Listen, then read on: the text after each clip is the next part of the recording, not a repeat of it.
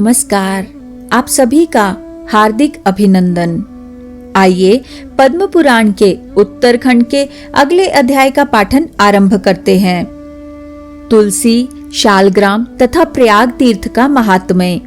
शिवजी बोले, नारद सुनो, अब मैं तुलसी का महात्म्य बताता हूँ, जिसे सुनकर मनुष्य जन्म से लेकर मृत्यु पर्यंत किए हुए पाप से छुटकारा पा जाता है। तुलसी का पत्ता, फूल, फल, मूल, शाखा, छाल, तना और मिट्टी आदि सभी पावन है। जिनका मृत शरीर तुलसी काष्ठ की आग से जलाया जाता है, वे विष्णु लोक में जाते हैं। मृत पुरुष यदि अगम्य आगमन आदि महान पापों से ग्रस्त हो तो भी तुलसी काष्ठ की अग्नि से देह का दाह संस्कार होने पर वह शुद्ध हो जाता है। जो मृत पुरुष के संपूर्ण अंगों में तुलसी का काष्ठ देकर पश्चात उसका दाह संस्कार करता है, वह भी पाप से मुक्त हो जाता है। जिसकी मृत्यु के समय श्री हरि का कीर्तन और स्मरण हो तथा तुलसी की लकड़ी से उसके शरीर का दाह किया जाए, उसका पुनर्जन्म नहीं होता। यदि दाह संस्कार के समय अन्य लकड़ियों के भीतर एक भी तुलसी का काष्ठ हो तो करोड़ों पापों से युक्त होने पर भी मनुष्य की मुक्ति हो जाती है। तुलसी की लकड़ी से मिश्रित होने पर सभी काष्ठ पवित्र हो जाते हैं। तुलसी काष्ठ की अग्नि से मृत मनुष्य का दाह होता देख विष्णु दूत ही आकर उसे वैकुंठ में ले जाते हैं। यमराज के दूत उसे नहीं ले जा सकते। वह करोड़ों जन्मों के पाप से मुक्त हो भगवान विष्णु को प्राप्त होता है। जो मनुष्य तुलसी काष्ठ की अग्नि में जलाए जाते हैं, उन्हें विमान पर बैठकर वैकुंठ में जाते देख देवता उनके ऊपर पुष्पांजलि चढ़ाते हैं। ऐसे पुरुष को देखकर भगवान विष्णु और शिव संतुष्ट होते हैं तथा श्री जनार्दन उसके सामने जा हाथ पकड़कर उसे अपने धाम में ले जाते हैं। जिस अग्निशाला अथवा शमशान भूमि में घी के साथ तुलसी काष्ठ की अग्नि प्रज्वलित होती है, वहां जाने से मनुष्यों का पातक भस्म हो जाता है। जो ब्राह्मण तुलसी काष्ठ की अग्नि में हवन करते हैं, उन्हें एक एक सिक्त भात के दाने अथवा एक एक तिल में अग्निष्टोम यज्ञ का फल मिलता है। जो भगवान को तुलसी काष्ठ का धूप देता है, वह उसके फल स्वरूप 100 यज्ञानुष्ठान तथा 100 गोदान का पुण्य प्राप्त करता है। जो तुलसी की लकड़ी की आंच से भगवान का नैवेद्य तैयार करता है, उसका वह अन्न यदि थोड़ा सा भी भगवान केशव को अर्पण किया जाए तो वह मेरु के समान अन्नदान का फल देने वाला होता है। जो तुलसी काष्ठ की आग से भगवान के लिए दीपक जलाता है, उसे 10 करोड़ दीप दान का पुण्य प्राप्त होता है। इस लोक में पृथ्वी पर उसके समान वैष्णव दूसरा कोई नहीं दिखाई देता। जो भगवान श्री कृष्ण को तुलसी काष्ठ का चंदन अर्पण करता है तथा उसके श्री विग्रह में उस चंदन को भक्ति पूर्वक लगाता है, वह सदा श्री हरि के समीप रमण करता है। जो मनुष्य अपने अंग में तुलसी की कीचड़ लगाकर श्री विष्णु का पूजन करता है, उसे एक ही दिन में 100 दिनों के पूजन का पुण्य मिल जाता है। जो पितरों के पिंड में तुलसी दल मिलाकर दान करता है, उसके दिए हुए एक दिन के पिंड से पितरों को 100 वर्ष तक की तृप्ति बनी रहती है। तुलसी की जड़ की मिट्टी के द्वारा विशेष रूप से स्नान करना चाहिए। इससे जब तक वह मिट्टी शरीर में लगी रहती है, तब तक स्नान करने वाले पुरुष को तीर्थ स्नान का फल मिलता है। जो तुलसी की नई मंजरी से भगवान की पूजा करता है, उसे नाना प्रकार के पुष्पों द्वारा किए हुए पूजन का फल प्राप्त होता है। जब तक सूर्य और चंद्रमा है, तब तक वह उसका पुण्य भोगता है। जिस घर में तुलसी वृक्ष का बगीचा है, उसके दर्शन और स्पर्श से भी ब्रह्म हत्या आदि सारे पाप नष्ट हो जाते हैं। जिस घर, गांव अथवा वन में तुलसी का वृक्ष हो, वहां जगदीश्वर श्री विष्णु प्रसन्न चित्त होकर निवास करते हैं। उस घर में दरिद्रता नहीं रहती और बंधुओं से वियोग नहीं होता। जहाँ तुलसी विराजमान होती है, वहाँ दुख, भय और रोग नहीं ठहरते। यूं तो तुलसी सर्वत्र ही पवित्र होती है, किंतु पुण्य क्षेत्र में वे अधिक पावन मानी गई है। भगवान के समीप पृथ्वी तल पर तुलसी को लगाने से सदा विष्णु पद वैकुंठ धाम की प्राप्ति होती है। तुलसी द्वारा भक्ति पूर्वक पूजित होने पर शांति कारक भगवान श्री हरि भयंकर उत्पातों, रोगों तथा अनेक दुर्निर्मितों का भी नाश कर डालते हैं। जहाँ तुलसी की सुगंध लेकर हवा चलती है, वहाँ की 10 दिशाएं और चारों प्रकार के जीव पवित्र हो जाते हैं। मुनि श्रेष्ठ, जिस गृह में तुलसी के मूल की मिट्टी मौजूद है, वहाँ संपूर्ण देवता तथा कल्याणमय भगवान श्री हरि सर्वदा स्थित रहते हैं। ब्राह्मण तुलसी वन की छाया जहाँ जहाँ जाती हो, वहाँ वहाँ पितरों की तृप्ति के लिए तर्पण करना चाहिए। नारद, जहाँ तुलसी का समुदाय पड़ा हो, वहाँ किया हुआ पिंडदान आदि पितरों के लिए अक्षय होता है।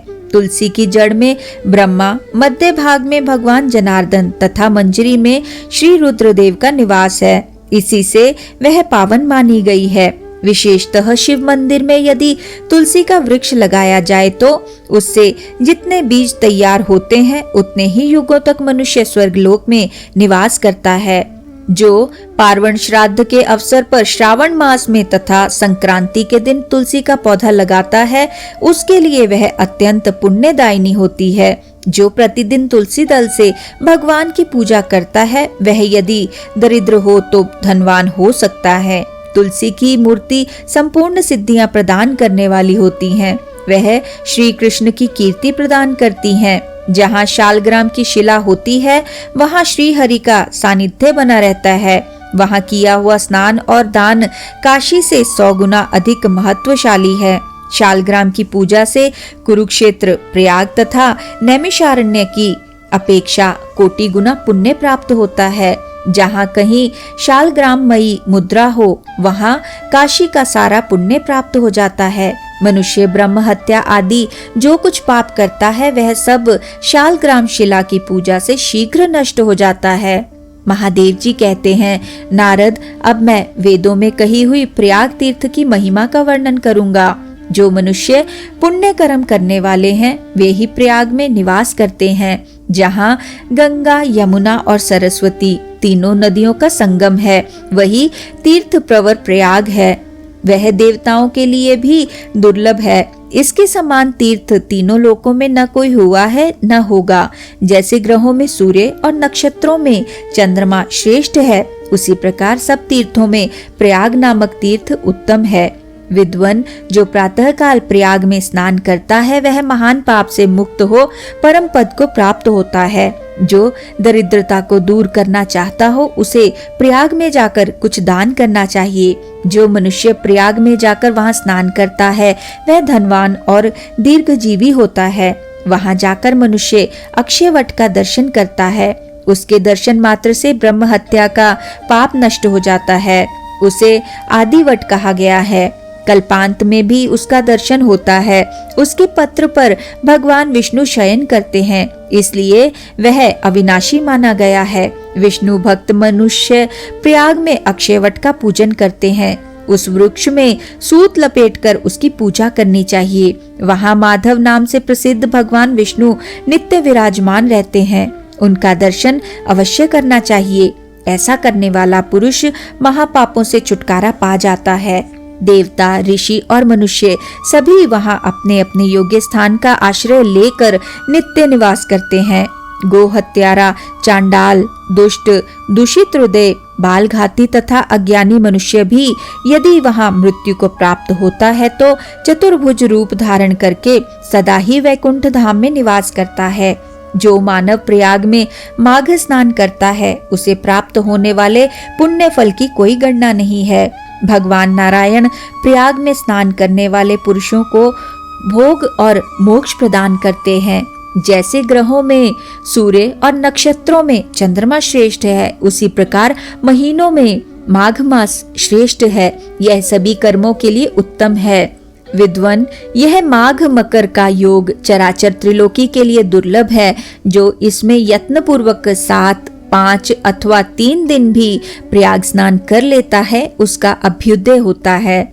मनुष्य आदि चराचर जीव प्रयाग तीर्थ का सेवन करके वैकुंठ लोक को प्राप्त होते हैं। दिव्य लोक में रहने वाले जो वशिष्ठ और सनकादि ऋषि हैं, वे भी प्रयाग तीर्थ का बारंबार सेवन करते हैं।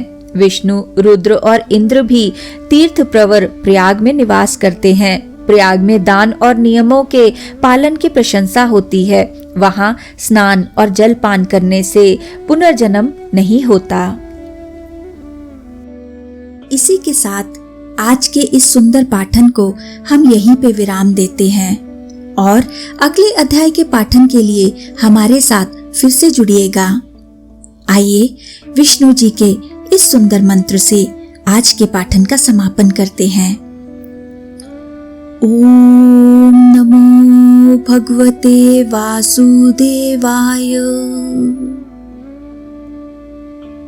ओम नमो भगवते वासुदेवाय। ओम नमो भगवते वासुदेवाय। ओम नमो भगवते वासुदेवाय। ओम नमो भगवते वासुदेवाय। ओम नमो भगवते वासुदेवाय। ओम नमो भगवते वासुदेवाय। धन्यवाद।